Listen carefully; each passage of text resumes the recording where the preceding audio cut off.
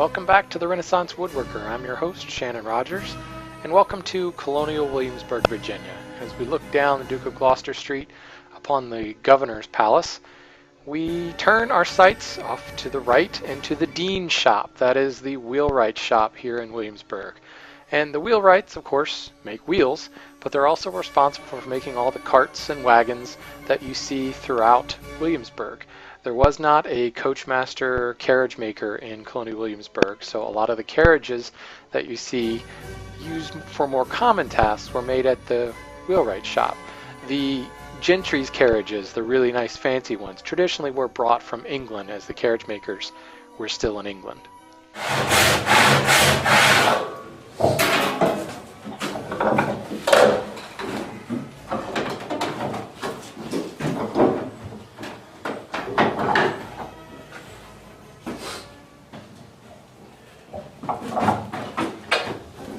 Using a pot auger to bore a hole in a piece for our weavers.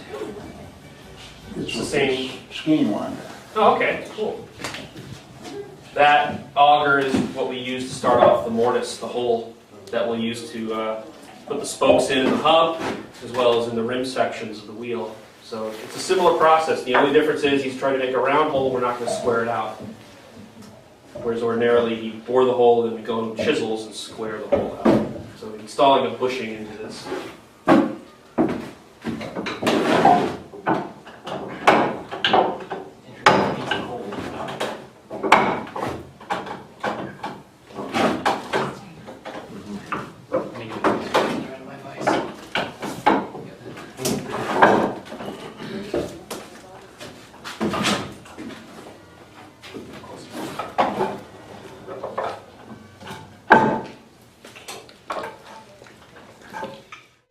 So let's take a look over at the Wheelwrights Bench.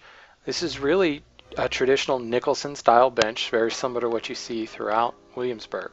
And with the beginning of that last video clip, we saw the wheelwright actually resawing this board from, just with the typical handsaw. Resawing was something that was very common in the shop because the cart sides that they made often came in really, really thick lumber, and to keep the weight down, they wanted to thin it out as much as possible. In fact, wainscoting, which we know today as that kind of beaded work or federal wainscoting panel work in our houses, actually was originally the English term for the sides of a cart. And wainscot was a specific width and size to match that of a cart. This frame saw we see here was specifically designed to be wide enough to cut wainscoting for your average cart. And this is one of the tools you see. Now out in front of the shop there was a stack of lumber that was just delivered, and the keen eye will tell you that this was not pit sawn by hand. The regular strokes and saw marks you see here is something that was done by a saw. Turns out it was done by a water-powered saw down the road. Now here's one of your typical wheels made in the Wheelwright Shop. If you look at the parts, the center is known as the hub, and that generally, well not generally, for the most part, those hubs are made from elm because of the interlock grain. It allows for really, really strong pieces. These spokes are made with oak for nice straight and strong grain, and the felloes, those round parts around the edge, are made from ash for its flexibility and ability to withstand shock absorption, ultimately. So now we'll take a look at some of the many patterns. Different diameter wheels require different diameter of patterns to create the fellies or the fellows, those outward pieces. Here is the Ubiquitous standing desk that you find in Roy Underhill's book, but you also find in just about all of the trade shops in Colonial Williamsburg. Ultimately, once the woodwork is done, then it comes time to put the iron tire, which you see in the foreground there on the left of the screen.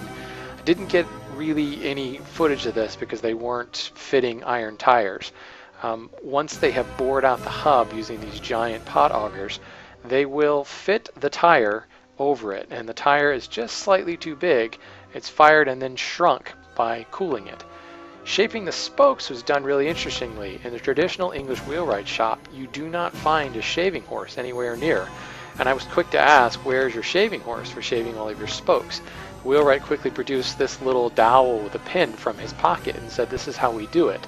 And if you look at all of their benches, along the face of the apron or the edge of the bench, you see little holes. They look like dog holes, and that's what I thought they were. Essentially, this peg is used to stick into the bench. they take your spoke stock and they put the end grain of the spoke into this peg, and then they put the other end kind of into their hip, and they shave towards themselves to create the spoke. He said one of the things you can tell a wheelwright apart from a joiner or something is generally the calluses that they have on their hips from running those spokes into their hip and shaving against it. I found this to be a really fascinating work holding technique, and one that really allowed very quick motion. You know, we think of a shaving horse as being very quick, release the pedal, be able to flip the stock around. In this instance, you're even eliminating the pedal and keeping the work right up close so that you've got much greater control. I was fortunate to be able to witness this, but the lighting on that particular video clip really just, you can't tell what's going on. So unfortunately, I had to scrub that from this production. So once you've got all those spokes shaped and you fit them into the fellows, you determine really how precise the wheelwright's art is. And of course, precision requires sharp tools. So out in the back of the lot there, you see the grinding stone. And this is also very typical. You don't see water stones or oil stones lying about a Colonial shop. You know, grinding was something that nobody liked to do. Just like today, nobody likes to sharpen. So oftentimes the grinding stone was stuck out somewhere in the back of the lot, out of the way, so that we weren't grinding away our tools into nothingness. Stephen Shepard has a great post on this over at the Full Chisel blog. Here in the back of the shop is an example of one of the carts they've made. You can see the two different diameter wheels, again, different patterns on the walls in the shop used for making these. The wheels are, of course, all painted, and you see that iron tire on the edge. Again, what I wasn't aware of was the fact that the wheelwright is in charge of making all of the carts and things around Williamsburg, and this is a great example of that.